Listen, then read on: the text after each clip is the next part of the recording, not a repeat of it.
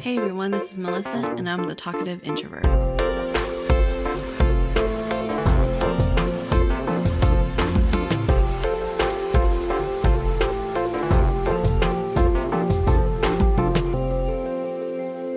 Welcome everyone to the podcast. Today I am joined by Bailey.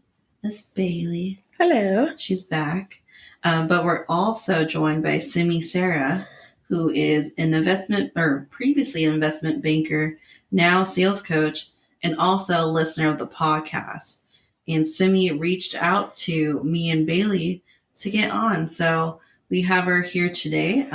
Thanks for joining us today, Simmi. Thanks for having me.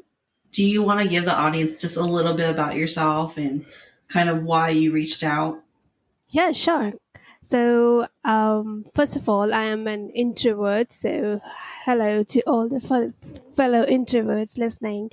I used to work as an investment banker, and now I'm working as a sales coach. But being an introvert, and this thing that introverts can't sell, and introverts has to do be or pretend like to be an extrovert to sell, all this thought was crushing my mind earlier when I getting started with the coaching thing. And one of my mentors gave me this advice that, hey, why don't you go out and start speaking and test it, how much of it is true, and just really own your introversion quality. So that's what I guess I'm here for, while sharing and contributing some of the skills or knowledge I know with the fellow introverts. Awesome. Well, thanks for that little intro. We did get to talk a little bit before we met, and that was a really good conversation. I kind of wish we recorded it. You want to add anything, Bailey? Yeah, I just think it's really cool that you reached out. And can you tell everyone how you found the podcast? Absolutely. So, in February this year, I was looking for some podcasts around introverts specifically. So, I went to the Google, searched for it, and there was this article that listed top 10 podcasts for introverts. And while I was going through the list, there was this talkative introvert podcast, and I went to the page, started listing the shows, and then I read the about section and all that thing. And one thing I really liked about podcast was that vibe of just casual chat happening. It felt like, oh, this is so good. And then I felt like reaching out. I just sent an email, and here we are. Yeah, I totally feel the same way. Like when I listen to my favorite podcast, it's like hanging out with friends, so I think it's so cool. Like we're just like hanging out and getting to know each other. So thank you so much for being available. And this kind of blows my mind, but the time difference. So you're in India, correct? Yes, I am. Yes. And so right now we're in California. It's 3:22 in the afternoon. What time is it there in India? It's 3:52 a.m. in the morning. And me being a morning person, this is, I think, is the quietest time I get to talk when it is like creating content or talking. Wow, so it's already Sunday. It's the future there. Yes. How's the future? Is it just as grim and bleak as the present day? The future is all shiny and bright. Oh, okay. I was about to get bright. They're still in dawn hours, but soon the sun could arise with a new big name. That's awesome. Yeah, I was really I've had people reach out before, but I've never had someone reach out to be a part of the podcast. And so I was really honored that you wanted to do that. That's really cool. Okay, so you did email me with like different topics you wanted to talk about. And I don't know, like Bailey, if there was other things you want to talk about, if you want to get into it. I think actually to just before we really get into it, most of our listeners live in India, and I don't really know anything about your country, and I was wondering if you'd be willing to share what your day-to-day life looks like, just in a little summary, or maybe you could tell us something that like India as a country is facing that's something that's like nobody knows about, that's not covered in the media, like you don't know about it unless you live there. But yeah, we most of our listeners are from India, live in India, and so I just want to know more about your culture and your country and you. Absolutely. So let's start with the country first. Then, India. If what comes to your mind when you hear the word first, India? The Taj Mahal. How about you, Melissa? I think of my coworkers because majority of them are from India because I work in IT. So yeah, a lot of our like developers and our directors from India. Yeah, and that's amazing. That's amazing. Yeah, that's one of the key strength of India. That you're gonna find all the tech people here, and yes, Taj Mahal. But more than that, India is, I think, quite famous for its diversity. So you're gonna find five seasons in this land, and you're gonna find the mountains to beaches to backwaters to food, which like all changes literally after every 200 kilometers. The food changes, the culture changes, the language changes. So there's so much diversity, and that's the fun. So like if you like really have to um get the gist of what India is like, you really need to start from the top and go all the way to the south, or you can like go all the way to south first and then start coming backwards up. But that's really fun. And when I say, I know your Indian listeners can vouch for it, that when I say that the food literally changes in terms of taste, in terms of even the folklores and the dresses and the culture after 200, because there are so many states, and when as you move from one state to another, there's different spices, there are different tastes, there are different colors. So for me, India is a very colorful, diversified land, a land that gave number zero so that we all can communicate. That's zero being a very important part in technology. I know tech people can vouch for that. Meditations and all those ancient practices.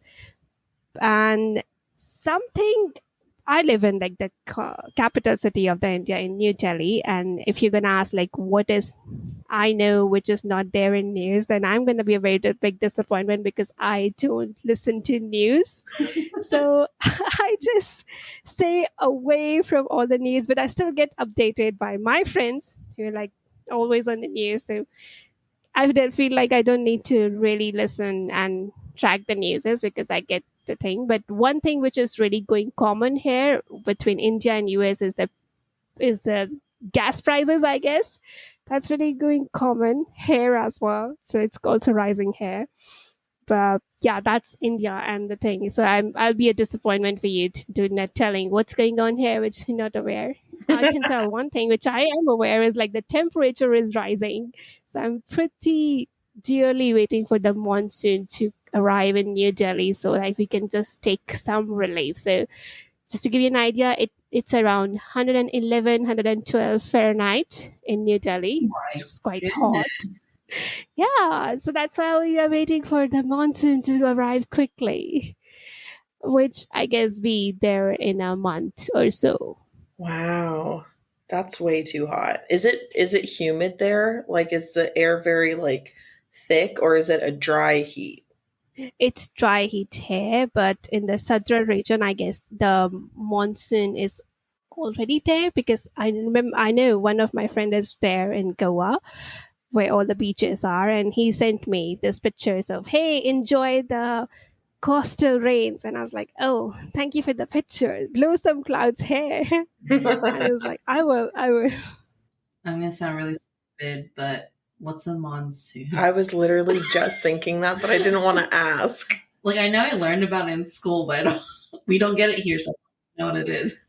Monsoon is basically the rainy season, so that's a season when we get the rains here, and it starts from the rains. The monsoon comes first in the southern region because it's a coastal area. It's the area that touches the Indian Ocean, and then it progresses upward to the north. Okay, so Gotcha. it makes us we don't know what it is because we don't get rain here. Not really. not a lot.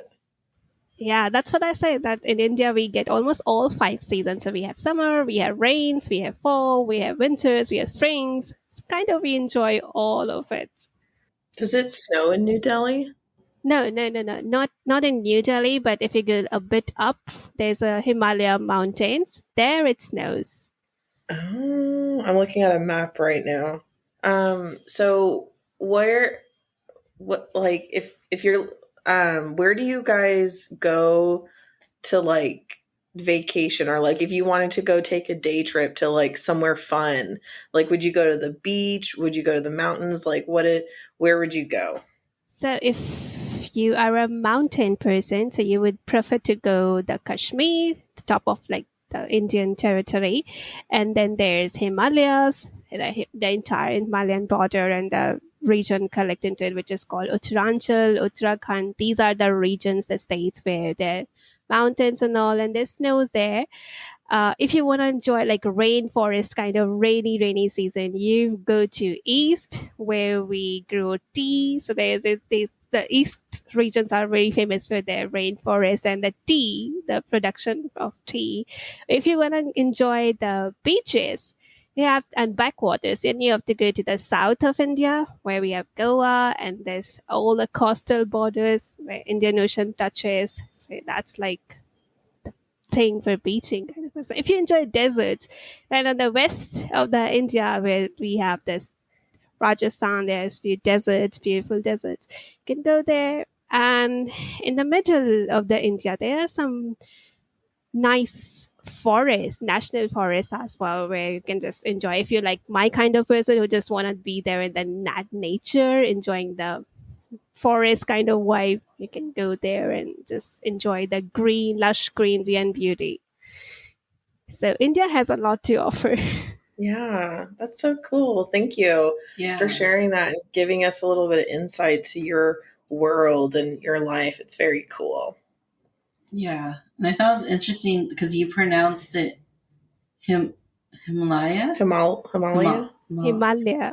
Himalaya. I feel like Yeah. Himalayan. Yeah, we say Himalayan. Yes.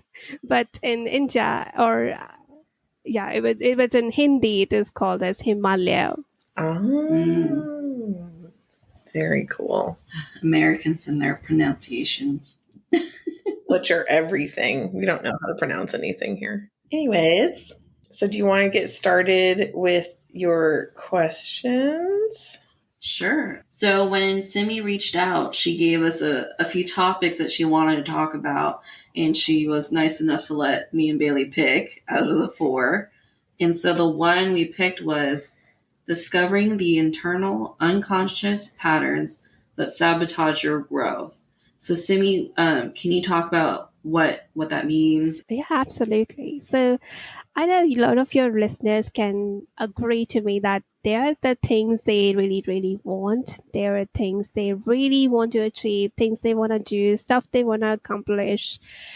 But for some reason, they just don't able to, or seem like they don't able to get it or get themselves to do it. You know, sometimes people say, "Oh, I'm just procrastinating. If I just stop procrastinating, I can achieve so much. I can like have so much get done."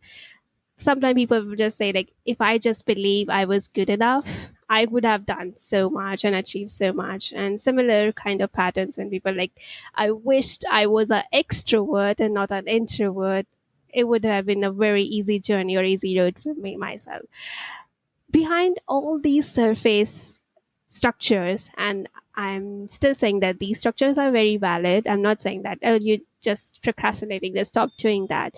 There's a reason of every behavior people get into. But what's more interesting is what's underlying those surface behaviors. It's very easy to look at the procrastination and label somebody as, oh, you're just lazy or not serious enough, or you just don't want it.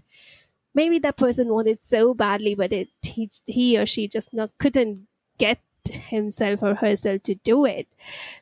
That defines like what's their underlying deeper structure. So it requires some of the peeling work, and it happened with me as too. So to share my stories, I always believe those things that because I am an introvert, I cannot go and have public speaking things, or I just cannot have conversations with people. I just always assumed that if people are gonna come to me and they're gonna start the conversation and they're gonna like me, then I have some friends or co-workers or maybe some clients if I'm like grateful for. But I don't have this strength or courage or skill to reach out to people and do it.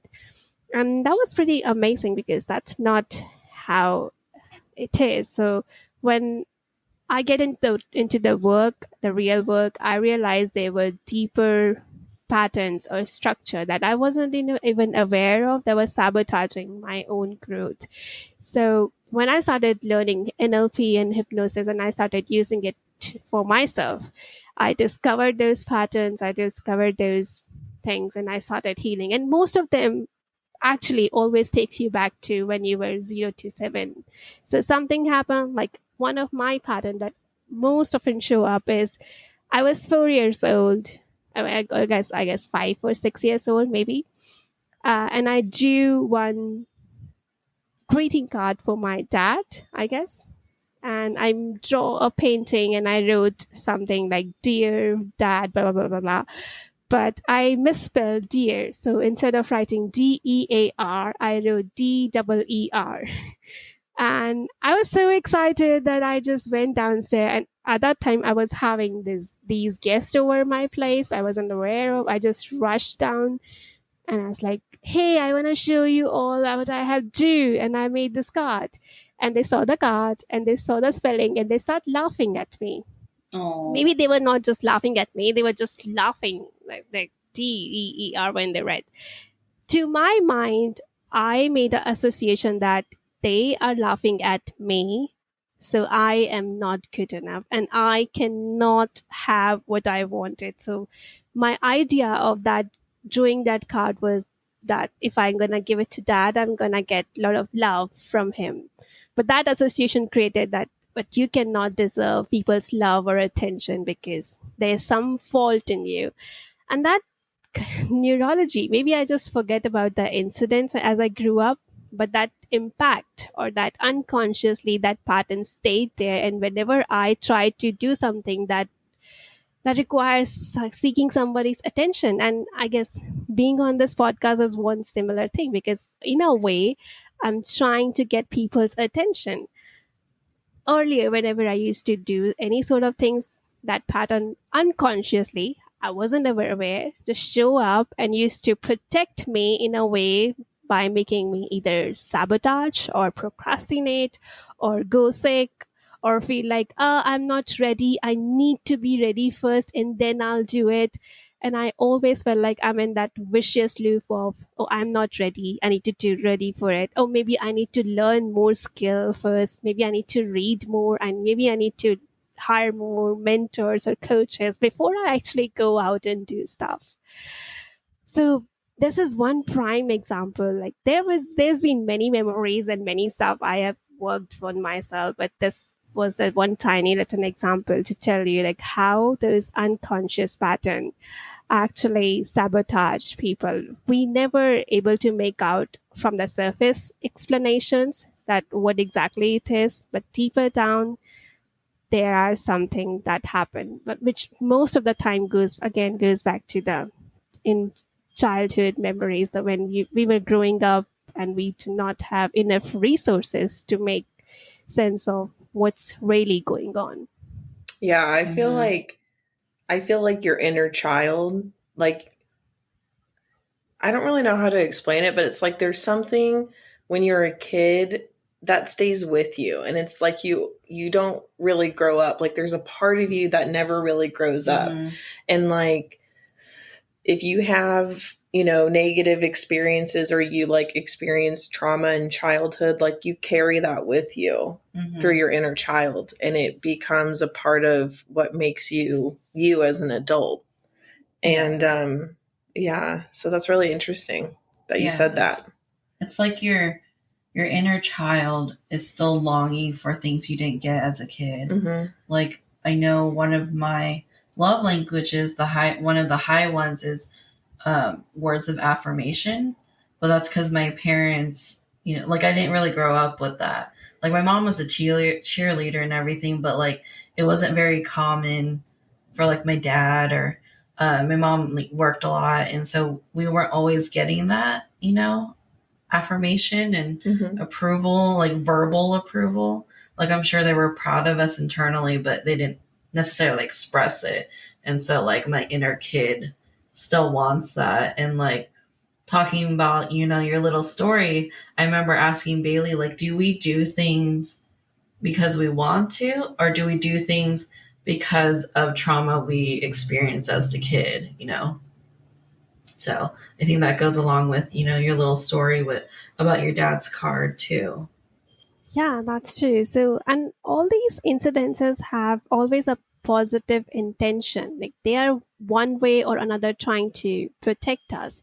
It's just that what seems like a righteous protection at that time doesn't really work or seem like logical now. So, like, okay, as a 5 year old, 6 year old, maybe not going through the humiliation of people laughing at me, that felt like, okay, that don't go there and show your stuff. But now, as a 30 years old, if I'm not going to show up, especially in sales, and now I'm going to link it to how it affects sales, if I have skills and I'm not showing up and making offers and not letting people know that I have something, it's still their choice. They want to buy it or not. But if I'm not even putting it out, nobody's gonna find it out, nobody's gonna buy it. And if that pattern continues, if I don't heal it, that pattern's still gonna say me that, hey, don't show up, don't show your stuff because people are gonna laugh at you. And that pattern still resists you that, hey, don't go, don't sell. And I know a lot of introverts can relate to it, because in general people label introverts, oh, you're just being shy and that's why you're not showing up. But not necessarily. It's not always the shyness. It sometimes can be some patterns trying to protect you, even you knowing that that's not really the threat here. And you actually need to do stuff if you have to make money or if you have to live the life the way you want. So there comes that at some point of time, you really need to look at those unconscious pattern and decide that, okay, they served a purpose once, but are they still serving a purpose? And if not, what can I do now to change it? I actually have a question for, I guess we can all answer it, but what is the difference to you, Simi, between being shy and being an introvert? So to me, I always thought they are one and the same thing until and unless I met this mentor, which I guess I talked about to you guys before. Um, when I met this mentor, before meeting this mentor, I met him at Toastmasters Club, for just to give the reference. I used to always believe like, oh, introversion and shyness is one and the same thing, and it means that you just don't show up, you feel less confident, you feel low self esteem, you don't talk to anybody, and you basically just feel kind of bad about yourself all the time. So, kind of, you're like, why I am this, why I cannot be like other people, the other extrovert. And sometimes to bridge the gap, you try to, or people try to pretend something they are not. So, many times I've been the culprit of trying to pretend an extrovert and trying to be that, oh yeah, I can do it, when my entire body and chemistry is like, no, no. And people can see it. It's not easy. When I met that mentor, I was just after him, like, hey, help me, give me some pill, give me some formula, give me something that I can like get rid of this introvert thing. This was my words, and he was like, Did you freeze? Are you Are still you with still us? there? Oh no. Uh-oh. Did we lose her? No. It's okay. It's okay. We're What like, no, where'd happens? you go? Because you like froze and we're like, is she done talking or is she just frozen? I was taking my introvert break of recollecting all the energy. Your social meter break. Yes. Oh, how funny. But anyways, yeah, so you thought being shy and being an introvert were the same thing, but really they're quite different. Yes. And the way I understood the difference is when I asked this person that how can I get rid of this introversion thing? I don't want to be introvert anymore.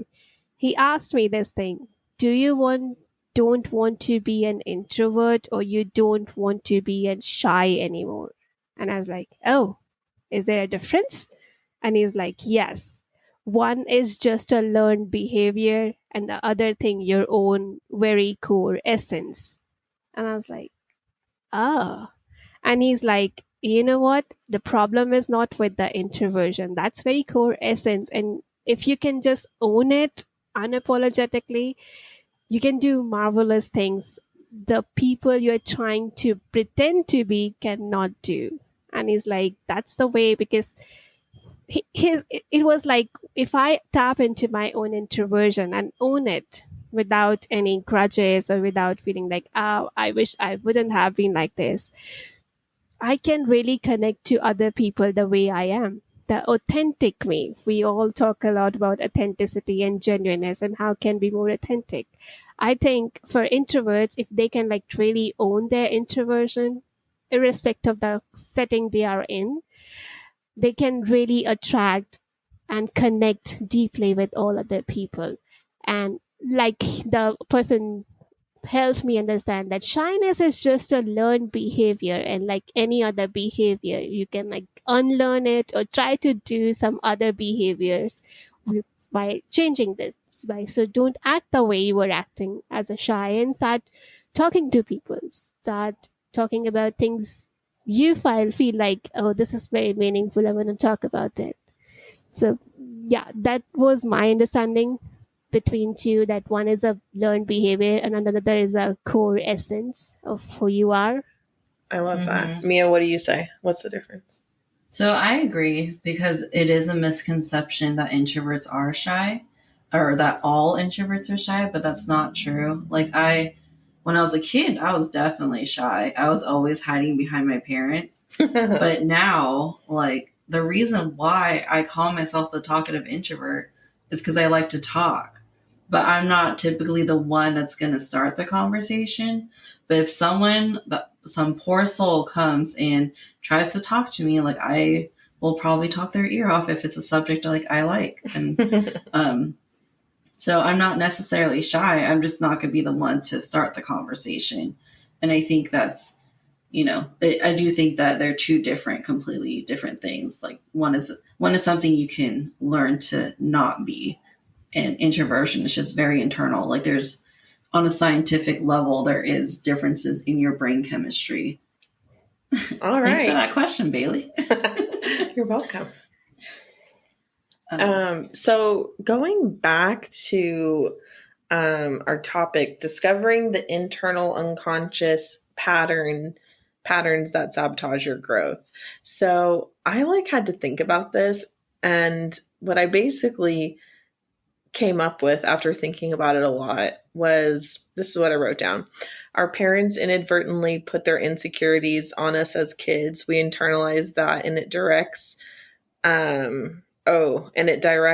our thought process in a certain way. So like an example of this is my mom constantly puts down other women and negatively talks really bad about other women because she's insecure. But that was something I learned to do myself. And so especially when I was in high school, I was kind of mean and jealous about other girls, and would talk negatively about them because I saw my mom do that. So when we say internal unconscious patterns, I kind of think it's what we learn from our parents, and our parents are only a product of their childhood. And we all know our parents didn't have good childhoods. That's just part of the Gen X generation, baby boomer generation. Oh, my parents are boomers. My mom was born in 1960. I think that's Gen X, right? I don't know. Isn't boomers 50s? Okay, because my mom was born in the 50s, but my dad was born in the 30s. Oh my I God. don't know what the 30s are. Pre-boomers. That was like a million years ago. Oh my God. So do you like, can you relate to that, Simi? Like, do you think like your parents kind of unintentionally put their own insecurities on you and that affected like Your growth. yeah, your growth and like who you are as an adult? I agree, because sometimes we link association when events happen or stuff happen, and I get the story I shared. But again, when we are growing up in that time frame of being 0 to 7 years old or lesser, we really don't have any consciousness or logical abilities to make sense of anything. So we feel, and we are like very wide open and very receptive to behaviors and what world is really is, what this thing is really is. So we are like making the sense of everything, what who we are and what we can do, what's the limits. And that comes from our parents, our teachers, and our close ones. So if, and it's very pretty common, like a lot of people agree that their money beliefs are very similar to or comes from the money beliefs of their parents. So if the parents believe like, oh, money making is so hard, you really have to, you know, work so hard, and it should be like sweat, blood thing, and then you only earn pennies, you will see in the person's behavior that no matter how hard they work in their life, they always feel like they're underpaid and overworked. Because somewhere, and even if they make that sense that consciously they can see that it shouldn't be that hard, because there are other people who feels like pulling money out of thin air, and they always wonder like, but why this is with me, why it always had to be so hard for me and it's so easy for other people. And it's again goes back to their parents money belief, which get passed over, or they picked it up while they were just observing the conversations between parents or their behavior while they were just in this unconscious trance like state. So I prefer to call this earlier years of our life are like we are already in trance, very heavy hypnotic trance, and we are just open to all type of suggestions. So I know a friend of mine, she her father told her like she's not pretty when she was early, and he said it in a way like in a joking way, but she took it to heart, and she still does everything to make sure she looks good. So she has this insecurity that I don't look pretty. And this comes from, and no amount of makeup or cosmetics or whatnot is able to make her feel pretty, because that thing is stuck in her past with father, and she has to really come home and deal with that stuff. But she's not open and willing like that. Yes. That makes me sad. Mm-hmm. So for you then, how because you said you talked about how you did like hypnosis, and I think you said NLP. Yes. What is NLP?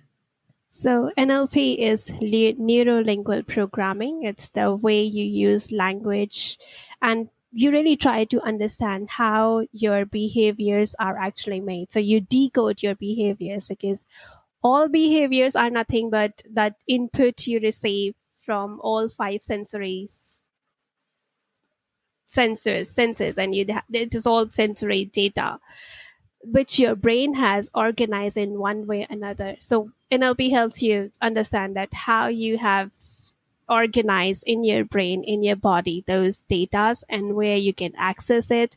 And hypnosis actually help you accessing those data and then making changes while keeping your conscious chattering brain off for a while. Yeah, that's what I need. I need an off switch. Okay. Oh, that's interesting. I've never heard of NLP. Yeah, Dr. Richard Bandler was the founder of NLP. He co-founder of NLP. He with um, Dr. Grinder, they who created the NLP. He was mathematician and he studied therapist and how people why people do what they do and why they behave in a way they behave. And because he was mathematician and Grinder was linguistic, they combined their skill to come up with this new tool they named Neuro-linguistic programming, NLP. Okay, interesting. Yeah, Yeah. I've never heard of that. That's very cool. Yeah. So I can give you guys a quick demonstration and for the viewers as well later in the show if you want. Okay, sure. No, that makes me nervous. But okay, yeah, I think that'd be kind of cool because it might not be something everyone knows about, and so if it's something people are interested, they can search it up. So, how did you find out about it? Oh, interestingly, since 2016, when I was working as an investment banker earlier, I was mainly in the role of connecting with clients on calls and then preparing all the data, like sitting behind a laptop and doing everything. So like preparing those projection and how much funds gonna be there. So what all the paperwork and data work and due diligence work, I used to sit on that laptop and do it. So I had my role never involved anything like going out and meeting people and speaking to them. But in 2016, my reporting manager who was the CEO of the company, he came to me and he's like, hey, I'm now looking for our business development people to have some finance knowledge as well. And because you have that, I want you to go out and do some sales role as well. And while you're doing that, I also want you to start pitching the pitches you are preparing because you are preparing it. You know everything because you designed the entire thing. So you know all the numbers, you know entire stories. So I want you to go and pitch to bankers and uh, equity investors because that will be easy. And while also doing that, I also want you to start connecting with clients. And that freaked me out as an introvert. I was like, what the and I was like, okay, but this was never the thing I imagined. So first thing I went to Toastmaster and I started working on some public speaking skills. I thought that will gonna help me elevate my shyness. But when the 2017 came, that was a year of I feeling void and empty and not making sense of what's going on, why I'm doing this thing. So this job as an investment banker was something I dreamed of doing. And when I was in my college, qualifying all this financial education, I felt like, okay, I just have to get this investment banking job. I'll do it for forever. And then that will be happily ever after for me.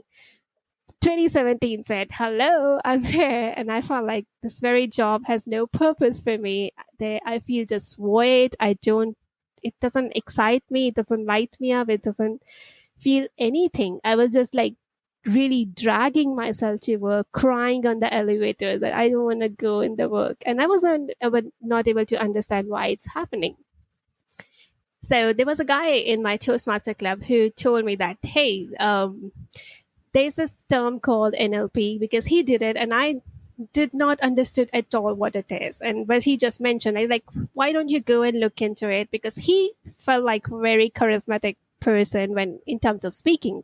So when he used to come on stage and speak, it felt like he's captivating and grabbing everyone by their hearts. And I was like, I want that skill too. Like if I can do that, like holding people and grabbing by their heart, that would be awesome. So I asked him, like, hey, what do you do? What's your special? What's your secret? And he's like, go look for NLP. It's gonna help you. I looked for it and I was like, huh, okay, fine. I did not make any decision, but in 2017, I decided that I'm gonna go for a while and stay in London. And while I was going there, I spoke to my CEO that, hey, I am not in a right senses route right now. I don't know what to do. I'm not feeling any purpose here, so I'm gonna take some break from the work and I want to go there. While I was going there, this NLP thing again popped up, and I was like, okay, fine, let me check. And I found out there was a seminar going on in October. I enrolled for it. I did it. And after doing that, the only thing I was able to feel, I was feeling so good that I decided I'm not gonna do this job ever. I'm gonna go and quit it back. So, and I felt like if I didn't do it right now, I'm never gonna get this courage to do it. So that thing like filled me with so much feel good dopamine rush. And I felt like I just wanna do it. I just wanna put the papers, and I don't know where that courage came from, but that's what happened. And that's how I discovered NLP. Very cool. That's awesome. So I have, I kind of wanted to ask, like, I know, Mia, you can relate more to this because I don't have a big family, but in Filipino culture and Indian culture, typically you have a very large family, and that can be difficult when you're an introvert and it's hard for you to socialize and be around a lot of people at one time for long periods of time. So I wanted to just ask both of you, like, what your experience has been with your families, and kind of like, do your families understand what it's like for you to be an introvert? Do your families get like offended if you don't want to stay at a family thing for too long? Or like, I wanted to know more about that, because in my family, like, I never go to anything and they just expect that of me and they don't really care. So it's like not a thing in my family, but I'm wondering like what it's like for you both in your families. So for me in India, yes, I think that was pretty difficult in terms of me feeling heard, because it's like when you feel like, oh, why these people are not getting me. Um, I guess I was very quiet, very shy since very beginning, the earlier years, and I used to be quiet and shy all the time. So all these relatives and the gatherings when I was too young, my parents used to take all the places, and they used to be so many people, and I used to feel like not saying anything and just be there as a quiet kid.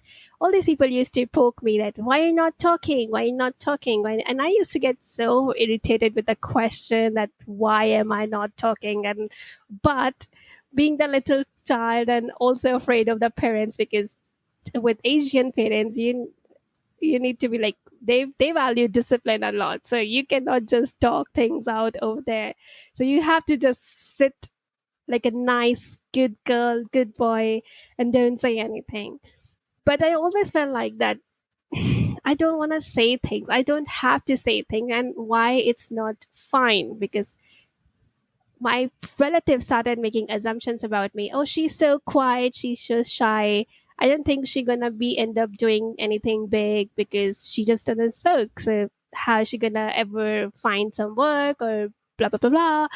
And I was like, why you have to like say anything? I never used to have any explanations to them at that time, because again, that's how I started picking that, oh, being introvert and being shy is one and the same thing. And I also started buying some of their stories that because I am introvert, I may not be able to do things that seems pretty easy for other people, or I may not succeed in my career. So yes, having a family which was like very loud, very spoken, it was a kind of challenge for me as an introvert to make really feel heard and understood. Nothing is shifted now. It's just that now they just don't expect much from me. I'll still be quiet in public gatherings, but there's like, okay, fine. Now they don't poke me much.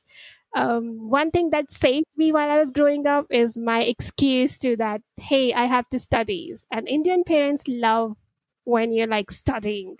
They're like, yes, that's important. So whenever there used to be any gathering or family functions, I used to tell them, my mom, dad, hey, I have to study. I have so much going on in school and there's tests coming up. I have to prepare. I have to get the good grades. And they used to be like, oh, yeah, that's really important. Do your studies. No, we are not taking you along. And that used to be my savior. That is hilarious. What about you, Mia? Melissa? What's your name? Mia. So just for Simmi, my real name is Melissa, like my legal name, but my nickname is Mia. That's why Bailey calls me Mia. You don't even look like Melissa. I don't like Who's Melissa? I don't know Melissa. But for me, so like I have a big family too, and I think the biggest struggle right now, not so much like when I was a kid, but right now is just attending family events and specific ones too, because like also in Filipino culture, which or just Asian culture in general, respect is a big thing. So if you're being asked by like, your elders to attend something, like you attend, Can't relate. I can. I absolutely can. Yeah. And so that's our biggest thing right now is just, and say my husband and I are both Filipino. He's half Filipino. They're really just one and the same. They're really one singular unit. One person. There's not two individual people anymore at this point. Yeah, but people have just gotten smarter. And so... Like, are you talking about like collectively or? No. So when we don't want to go to something, like people are getting smarter like our family's getting smarter in the fact that they know how to get us to get there. Oh no! What do they do? Like for example, we like small gatherings. We like small intimate gatherings. And so Brandon's mom, so Brandon's my husband, for example, she will say, come over for brunch. It's just us. So that's like the smaller family. But who's us? Yeah. That's pretty vague. But then, obviously, like when we get there, it is just us. But then they're like, I will call all the aunties and the uncles and they're all like show up. But yeah, so our family, I think they understand, like some family members understand that we're most likely not going to show up and they've gotten used to it. But they also have figured out how to get us there, too. I thought you were going to say something like, I'll write you a check for $300. I would show up just about anywhere for $300. I don't know if I need the money that bad. Oh, I definitely need the money that bad. No, $300 is a lot. You don't need the money that bad? What does it feel like to be the top 1%? It depends on the event. Like, what are we asking for? Am I going to be forced to do karaoke? Like, no. Oh my God, my worst nightmare. I'll sing along in the background, but I won't be the one with the mic. I'll be the listener cheering up from the behind, but no, not in the spotlight. I'll play the tambourine. Okay, I'll keep everybody on beat. It's a little like tambourine action. Okay. What was I gonna say? Oh, so I don't really know if this has anything to do with what we're talking about, but I just think it's really funny. So my sister, she's quite older than me. She's hosting some big family reunion this summer on the weekend of the 22nd in July. And my mom is going. And of course, it just so happens to be the same weekend that the ABBA tribute band is coming to the California State Fair. Okay. And I begged my mom. I was like, Mom, please don't go to this dumb family gathering. It's so stupid. Please come to the fair with me and see ABBA. And she said no. And I was like, but I'm your favorite child. You've told me this so many times. Come on, Mom. Don't go to that dumb reunion. Oh my goodness, Bailey. She's going. I'm very upset. But I did convince my coworkers to go see the ABBA tribute band with me. I love ABBA. It's just a good time. Love those Swedish people. Are they Swedish? Maybe they're Finnish. They're either from Sweden or Finland. Oh, I thought they were German. ABBA? No, definitely not German. Okay. Anyways, sorry. So maybe that was my introversion. Be like, don't go to a family gathering where there's going to be a lot of people. Just hang out with me and go to a concert with me. So maybe that was my introversion. I also just realized this will be my first concert since the beginning of the pandemic, which blows my mind. I'm going to Google where ABBA's from. Okay, so while Bailey's doing that, back to the topic on hand. Sorry, tangent. It's okay. Okay. I was right. They're from Sweden. I was Oh, right. there. They're from Sweden. Sweden. Okay, carry on. God. You signed up for this, Simmi. You knew what you're getting yourself into. Yes, I did. I'm happy about it. No regrets. Thank Oh, you. good. I'm glad. I haven't had a listener guest yet, so You're the first. Very Yeah. exciting. I did have someone ask like a long time ago, like when I first started. There was this guy from Australia who wanted to be on. How could you say no to that? It was like first season. I was only a few episodes in, and I was like nervous, and I was like, I really wanted to, but then I was like, I don't know. I don't know how to do this. And so I said, maybe not right now. And I don't know if that person still listens to the podcast, but if you do, you know, And reach out. as a man from Australia, are you single? And if you're not single, do you have brothers? Okay. Maybe a friend? Oh my goodness. Australian men are hot. Okay, not everyone looks like Thor. I know. So how do you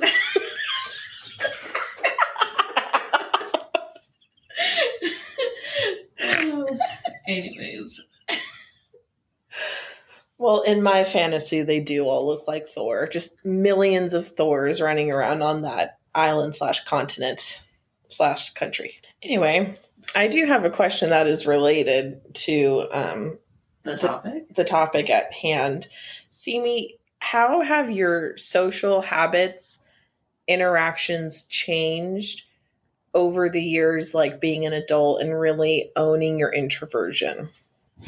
So it took me I think it's a very long time to do that. So I still feel like, because in my workspace as well, I used to be that loner who willingly not wanted to talk to even my teammates. And again, skipping the what they used to call this thing, going this outings, the company outings, and where everyone goes that. And I used to be the person where I'm not going. And my CEO used to say, like, you always skip. And I was like, because there's a reason. I don't want to be the part of that crowd and all that loud and nosy stuff you're gonna do there. And I think my real transition started. The first step, I guess, started in 2016 when I decided that, okay, fine, I'll go there and I'll do this public speaking stuff. I was terrified, but that was first step.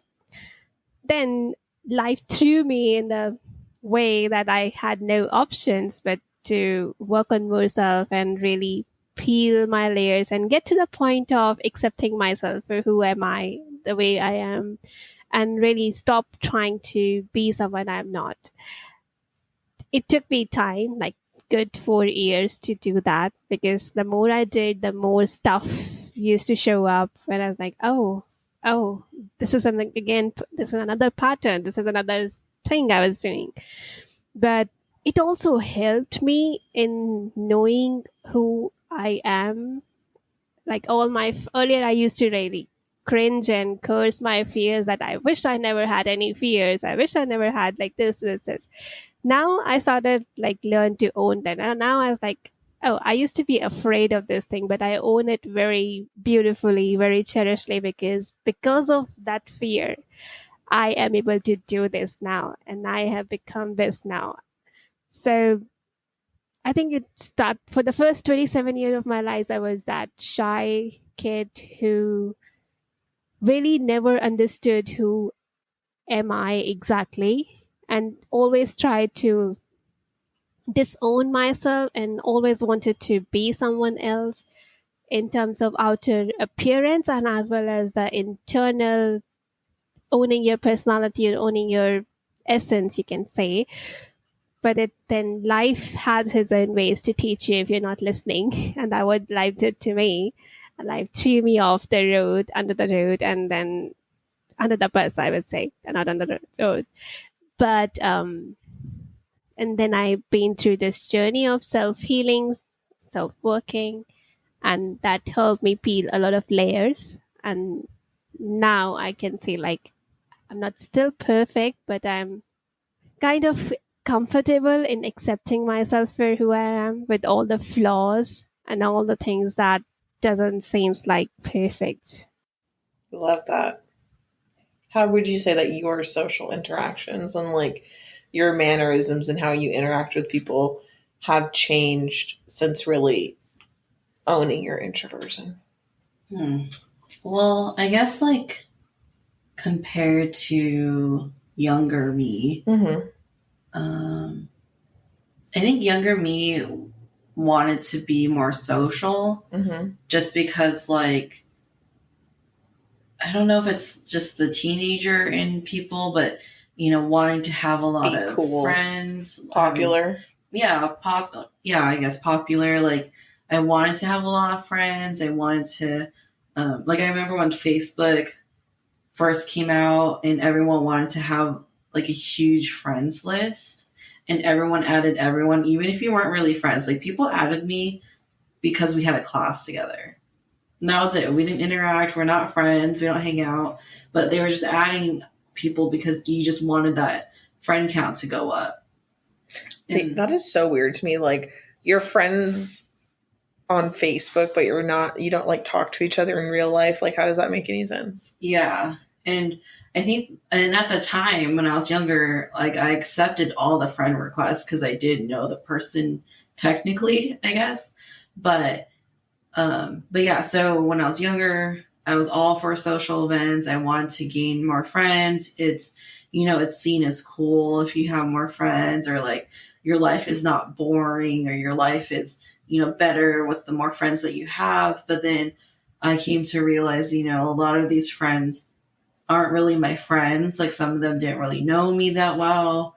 Some of them I only hung out with, like if, I don't know, there's like a friend gathering happening or like an event happening. And so as I got older, I recognized that you don't need a big friend group, and really you just need like your close knit friends and the people like your ride or dies, like people you can trust, people you can talk to, people you can rely on if you have any issues. And so my friend group has diminished like significantly from when I was younger. Like if like before I deleted my Facebook, a majority of my friends list was like family, and then like a small portion of it was actually friends. Because I think at one point I had like hundreds of friends, but then I did like a full Facebook cleanup of people I don't actually care about, because I was like, why am I following this person? And I didn't want to see them on my feed anymore. So I did a total cleanup, and like I think I was able to get it down below 200, I think. But if you like minus family, it'd probably be below like 100, like for sure. It's okay. When I had an Instagram account, I only had 35 followers. Yeah. I mean, you don't need a lot. I think people care too much about that number, but totally. But yeah, my social interactions, like I pick and choose when to socialize with people, and not in a selfish way. Like obviously if it's someone's birthday, like I'm going to celebrate their birthday if they're someone close to me. Why? By posting it on their wall? No, by like actually spending time with them. Oh, okay. And I'm not Facebook anymore. So yeah, that's how my social life has changed. I remember like in college, I was doing something every week. That's too much. I can do one thing once a month. This is my thing for the month. Yeah, like I actually did study groups with people, and went to like different college events and stuff. And you went to a rager? Oh no, I didn't do that. Oh. I went to one and I was like, this is not for me. This is not the lifestyle for me. Yeah, that's how it's changed. It's just gotten smaller and less, and more deliberate. Like quality over quantity. Yeah, exactly. Love that. Oh wow, and you consider me quality, eh? Yeah. Wow. Even though I actually see you more now than I did back then. Back then we would see each other like once a quarter. Well, we didn't have cars, No, like after college. Oh. We had cars. Well, this is awkward. Okay. Anyways. But I still want to talk about oh, is that a lizard? There's a lizard on your wall. Sorry, you were like, there's a lizard behind you. On your wall. Is that normal? Yeah, is that normal? I thought you seeing on your wall. Yeah, it's okay. I'm accustomed to lizards being around. Oh my god. I literally first one like I'm not afraid of like reptiles. I guess used to, but not now. She's gonna be here for a while, and then she's gonna find her way out from the window. Oh, how sweet. Ooh, do you ever find snakes in your house? Snakes are pretty common in India, right? Not in the house, not in the urban areas. I never saw them in the house. I used to be, I guess, afraid of holding them, but then I went to the NLP event and then they removed all those phobia things. And then I was like, huh, pretty cool, huh? Might be one time I felt like I can do that. I can hold them.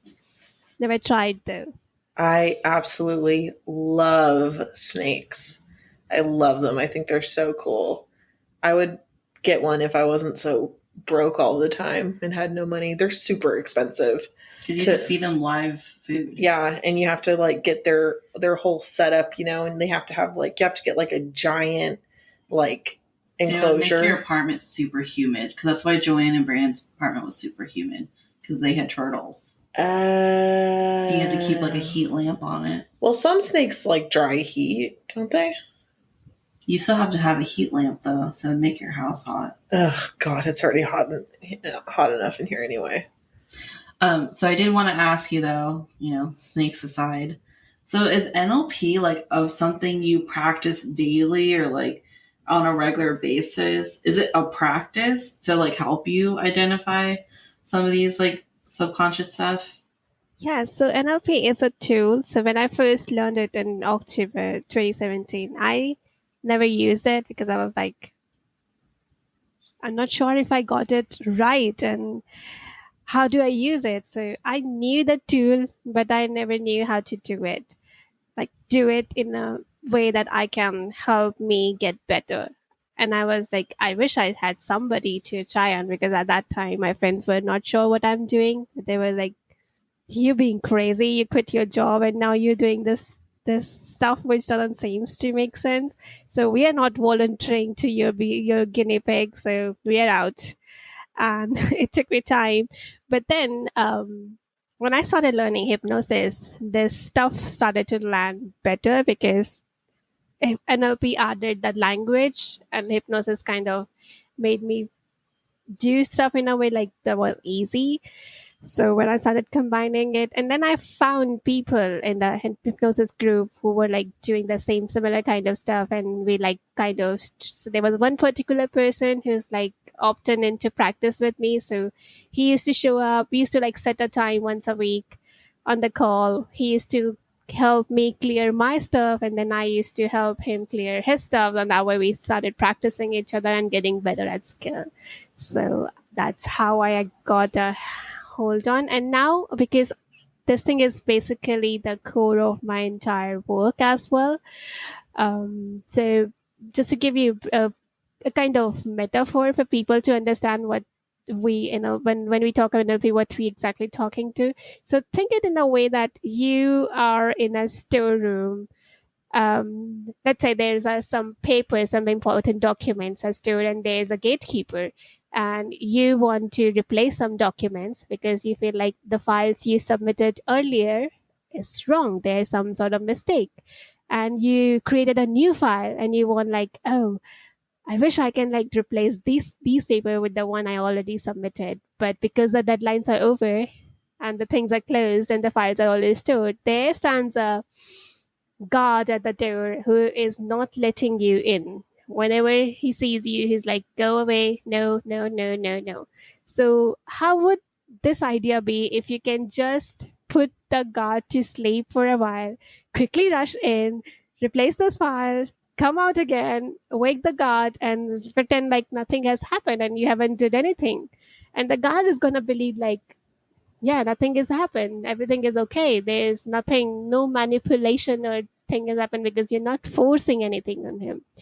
Well, that's how our neurology works. So pretty much this was earlier used to be my misconception as well, that we store stuff in our brain, but our neurology actually stores stuff from head to toe all over in the body. And there's this consciousness, this system which called reticular activation system, RAS, stand as a guard who like try to, whenever we receive any information, it tries to get a hold of it and try to match with already the files we have already stored. So when I say the files we have already stored, is like the kind of experiences we already had and what we made them mean about ourselves. So if I had this prominent meaning I made, that I am not good because I am an introvert, and this thing has been already there in my neurology for a very long period of time. Now if anybody is gonna come to kind of compliment me that, hey, you are good as an introvert, my RAS gonna like take his words, gonna match with the already existing experience and gonna deny it. And like, nah, you're lying. And I gonna brush it off. That nah, because it's not matching with what I already store. So what NLP and hypnosis combined gonna do is put that RAS to shut off, take the old file, put it in a bin, take this new file that you are good enough as introvert, put there, and then wake the RAS, and then you're gonna say, "Hey, you are good as introvert," and then he's gonna match, and now there's gonna he find a new file which says, "Yeah, I am good as introvert," and then gonna say, "Huh, okay, yeah, go. This is acceptable," and you're gonna feel like, actually, it feels right. I don't feel like brushing it off now or denying it in any way, verbally or through gestures. Oh, that is amazing. That is amazing. I love that. Oh, you learn something every day. So earlier, when we were talking earlier, you said that you were going to do like Yes. on us. Is that what you? Yes. Yes, I'm gonna do on you guys, and also the listeners can also follow along. Okay, I'm ready. So I'm gonna give you the options. So there's two things. Is there any stuff, any behavior, any negative patterns you want to get rid of? So that's your option one. This could be like you feeling, hey, I'm not good enough, I don't deserve enough, I don't make money, and any sort of patterns that you can have. Or your option B is, and this is pretty common in introverts, it was there with me for a very long period of time, that we have these voices in our head that makes us sabotage, hurt us, kind of manipulate us. That these voices, whenever we try to do something, there's a voice in our head goes that, but you're not good enough, don't do that, blah, blah, blah. You're not pretty enough, you're not worthy enough. So you always can hear those voices in your head, those negative voices, and you always feel like, I wish I had this any system where I can like shut these voices off for a while and stay calm. So that's your second option. Do you want to work with voices? Do you want to work with some specific patterns you have? So there's something I want to mention before we start the induction. I would like to work with your unconscious mind, and I'm gonna ask you questions, and you have to answer me. But there's the ways unconscious answers. So unconscious, whenever unconscious answers a question, it feels like most of the time that you're making stuff up. It creates an urge to edit what you just said. It feels like it always answered the first, even before I finish the question. There is a memory pop up or a stuff pop up, and you feel like, nah, this cannot be, because this doesn't make sense. But all those things are your unconscious trying to respond the question I asked. So whenever I'm gonna ask you, and if there's something you're gonna feel like, this cannot be, this cannot be true, this cannot be, the very much thing is that's the real cause, that's the real thing, irrespective of the fact that how irrelevant it seems like to your situation or connection, right?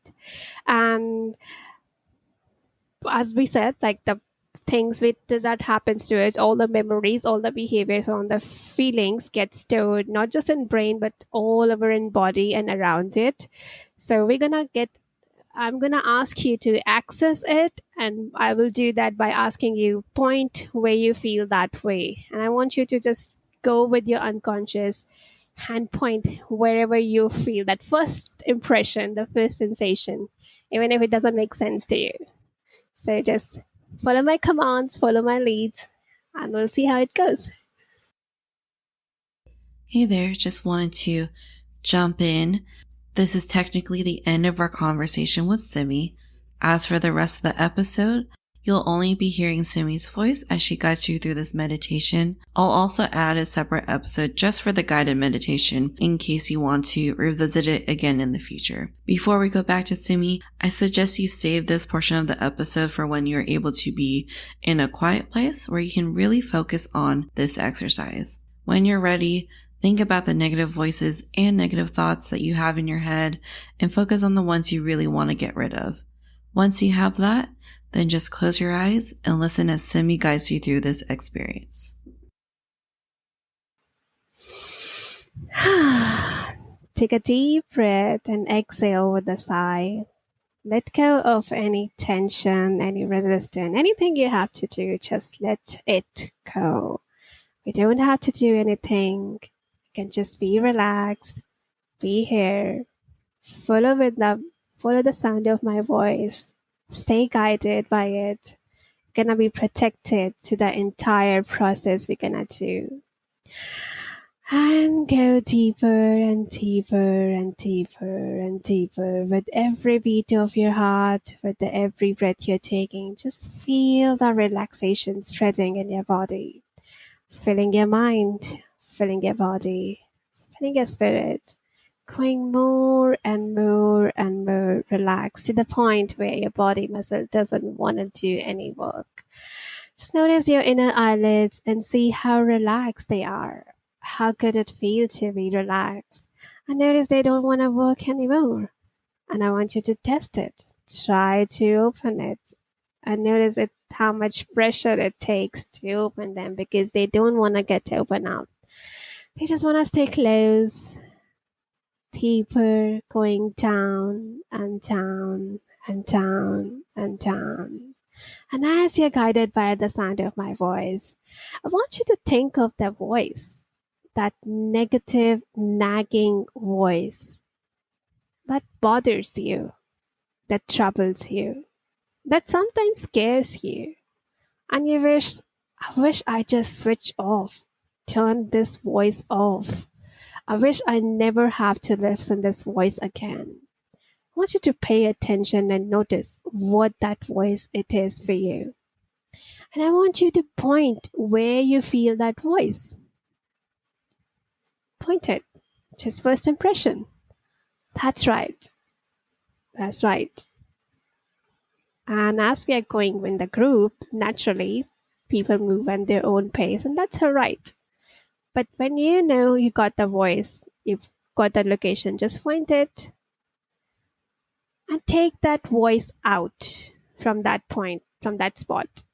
Just grab your hands and start pulling that voice out from that spot. Pull all of it out. Yes, pull all of that voice out. Take your hand and start pulling that voice out. When you know it's all out, just give me an unconscious nod, but take time. And as you have pulled that voice out, I want you to put it back in the opposite spot of the spot where you pulled it out. So, yes, and slam it back from that spot. That's right. And notice what happens to that voice. What happens to that voice? For most people, it's quiet. It's quiet. Isn't it amazing? It's gone quiet. And now, I want you to imagine there's a beautiful color and connected to a voice you want to hear instead. A beautiful color or a series of color of your empowering voice, a voice of your higher self, voice that empowers you, that uplifts you, that makes you feel you are good enough, you belong here. You're loved enough. You are loved. You are pretty. You are successful. What that color or series of color is, first impression. Whatever that color is, I want you to notice there is a ball of energy floating above your head of that color. And even in case you do not see any color, that's okay. You can just imagine a ball of energy of no color floating above your head. Begin to grow, begin to expand, begin to take all over the space from the ceiling to floor and wall to wall, encompassing you, in, in wrapping you, kind of creating a cocoon, a shield of armor, or a suit, kind of creating a blanket as if it's wrapped around like a blanket around you. And I want you to breathe that color in your body and let that color fills your body as water fills the bottle, as helium air fills the balloons, as test tubes fills the fluids. Let your body and every single cell of your body get filled with that color, that beautiful color of your empowering voice. Breathe through it, anchor it to the point where you know that it is impossible for it to stop, and no force in the universe can turn it on, not even you. And when you know you got it, and you know it's there, just give me an unconscious nod and we'll go ahead with the rest of the process. That's right. Breathe it. Breathe this color. Beautiful. You guys are doing absolutely amazing. And all the listeners who are following along, you guys are also doing absolutely amazing. Now, I want you to imagine that as you're bathing in this empowering voice, notice if there's still any element, any remnants of this old negative voice still left in your body. And I want you to imagine, as you're paying attention to, imagine you're walking uphill, kind of going for a trek, and there's a backpack you're carrying in your back. And this backpack has all sort of stuff in it. It has your skills. It has the stuff you'd always wanted and desire. It has stuff that makes up your essence. It has the stardust of your empowering voice. But it also has some stuff which you do not want, which doesn't belong to you. Also, some sort of negative voice or some negative behaviors you want to get rid of. So, as you're carrying this backpack and all the stuff in it, some good stuff and some not so good stuff, you are getting tired by carrying this heavy backpack, basically filled of the stuff you don't want and making it unnecessarily heavier. I want you to start walking. You saw a river, a beautiful river off in the distance, and you begin to walk close to that river. And as you reach nearby the river, I want you to take that backpack off from your back, take it off, and literally start looking the stuff inside that backpack. And notice the stuff you don't want to keep. That could be a voice that's still troubling you. That could be certain patterns. That could be certain memories. That could be anything. Any stuff that you know you don't want. Just hold that thing, grab that thing in from your backpack and throw into the river. So that only thing you have in your backpack is the stuff you want to keep. Stuff that empowers you, stuff that positive and uplifting and loving to you. So I want you to start doing some cleaning stuff. Let's pay attention, notice at our backpack and start picking this stuff in the form of maybe stones or whatever and start throwing into the river. Take your hands, grab the backpack, pull put down in the backpack, grab that stuff and throw into the river, and notice the sound of splash. Every time you throw stuff into, notice the sound of those splash the water makes, and notice how that stuff that you don't want getting drowned deeper into the river. That's the magical thing about this river. This river has this strong gravitational charge that suck in all the negativity. So no stuff which you're putting in this river can float up again. It always gonna drown there, sinking down deep like Titanic, always stuck down there.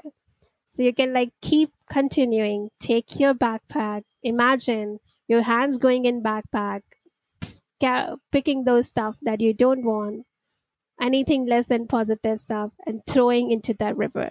You can take as much time as you want, and when you know you're done, and when you know and you're absolutely sure that all your backpack has is the positive stuff, just give me an unconscious nod. You can take as much time as you want. I'll wait. You can hear my voice. Stay guided. But once you know your backpack has only stuff that you want, give me an unconscious nod. That's right. Until then, keep throwing the stuff. Beautiful. Now, because your backpack has only the stuff that you want, that's positive, that's uplifting, that's loving, I want you to notice how light it feels. And you start pick that backpack again and sat across that river. And as you sat down there, you notice there are some sort of flowers on the bank of that river. There are some flowers, and these are very special flowers. These are flowers given to you by your higher self. So I want you to be picky and pick the particular flowers you want that represent certain qualities of you, that represent certain skills you want to have, that represent certain experiences you want to have, and that represent certain inner dialogue, the positive, uplifting dialogue you want to have. I want you to look at those flowers and pick those that you know that these are mine. These represent my skills. These represent my positive experiences. These represent the things I want. And these flowers represent the strong, uplifting inner dialogue. And hold it in your hands. Smell the fragrance of those beautiful flowers that your neurology and your higher self has given to you. Bathe in that fragrance and notice how uplifting, calming, supporting, and accepting it feels to be in the presence of those flowers that represent your higher good, that represent the vibes, that voice that says, you are good enough, that says, you are loved enough, that says, you're always cherished, that says, you are beautiful, that says, you are accepted, and that also says that you're forgiven for anything, real or imaginary, which you think you need forgiveness for. You're already forgiven. Notice that flowers and notice all those sensations. And as you're sitting on the bank of that river, holding your flowers, put back down in the backpack, I want you to notice these strong voices, these positive voices, these empowering voices begin to float. You begin to float with these voices above your body, knowing that your body is absolutely safe and secure while you're sitting in that bank. And you go all the way back, you're in your consciousness, floating all the way back to the point when you were in your mother's womb. And then to all the way back to the point when you were just a pure consciousness. When you were about to become that one single cell that made you. And I want you to merge with that single cell, giving that single cell all the skills, all the knowledge, all the resources you have now, which you wished you had earlier when you were younger and you did not have it. They were lessons you want and you wish that, I wish I knew that before. Their stuff, their skills, you say to yourself that I wish I had this thing before. I wouldn't have done that. So I want you to merge yourself with that single cell, giving it all the resources, all the knowledge, all the acceptance, all your love, and all the experiences. And start looking at that cell while you being the part of cell. Begin to split in two and then split into four. Two becomes four, four becomes eight. 8 cells begin to become 16 cells. 16 cells begins to become 32 cells. To the point, notice you becoming you. But this time, having all the lessons, having all the resources, and most important, having that empowering voice that says to you, hey, I'm here. And I want to tell you, you are good enough. You are appreciated. You are loved. You are secured. You are safe. You got it. You have it. You deserve it. You are appreciated. You are accepted. You're also forgiven. Even if you've reached a point where you have no one, notice that your empowering voice, is always with you. And notice it's almost the time when you're about to be born. But this time, with this voice that is there to remind you that you are loved, that you're empowered. And this is the voice you hear the loudest from now on in your journey. So when you take the first breath in this world, in this beautiful world, this voice again reminds you, you are loved. You are beautiful. You are appreciated. You deserve. You are successful.